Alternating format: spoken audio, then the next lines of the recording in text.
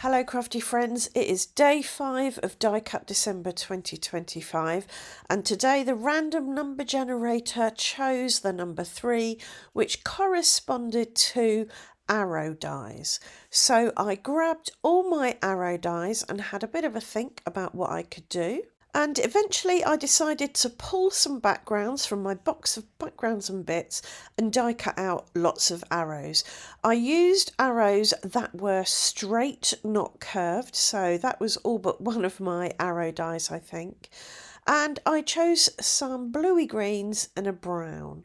So blue and green are analogous colours, they work nicely side by side, and the brown is a neutral you can throw in for just something a little bit different. So I lined up all my arrow dies on my bits of paper, held them in place with a bit of low tack tape and then ran them through my die cutting machine and made 3 piles of arrows, 1 pile for each colour.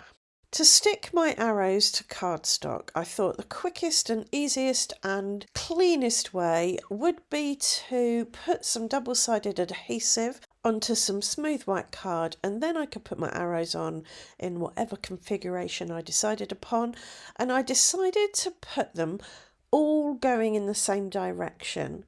So I started with my big arrows. It's always a good idea to start with your biggest shapes, then you can fill in the gaps with your smallest shapes.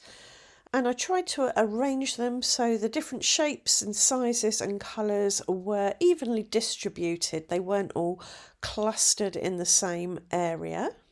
Now, at this point, I wasn't entirely sure what kind of card this was going to be, but I think arrows always make a nice motif for a new direction type card. Whether that's moving into a new home, starting a new job, starting retirement, or going off on some kind of new adventure. So while I was doing all this sticking down, I settled on making this a new job card. Now, obviously there's lots of exposed adhesive on this, so I thought I would cover the exposed adhesive with glitter.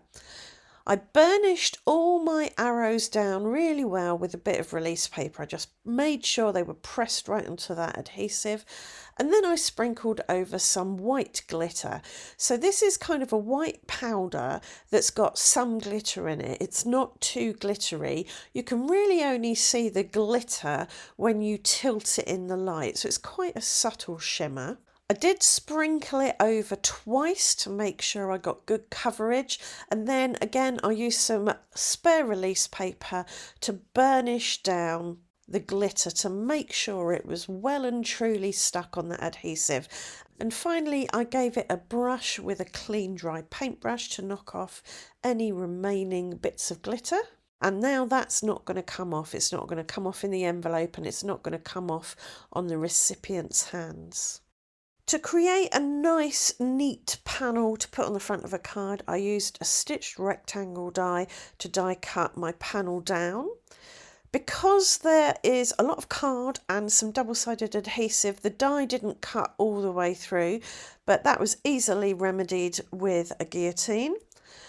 I wanted to put my panel on a mat because the glitter had made it slightly off-white and my card was going to be white, so I needed something as a buffer between the off-white and white, and I chose another bit from my box of backgrounds and bits, another brown bit similar to the one that I cut the arrows from, and I cut that down with a stitched rectangle die, the size bigger than the one I'd used for the arrow panel.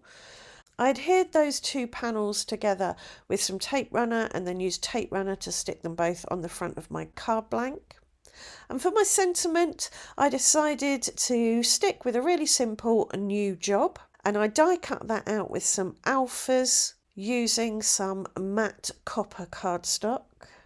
To adhere those, I used some high-tack white glue, and I used my T-square ruler to help me get them nice and straight. I did think about adding them in a kind of block with the new and the job directly below each other.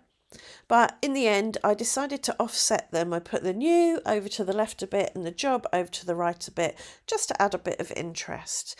And that's this card finished. I hope you've enjoyed the video. I hope it's given you an idea or two. If it has, I'd love it if you could let me know in the comments to leave a thumbs up.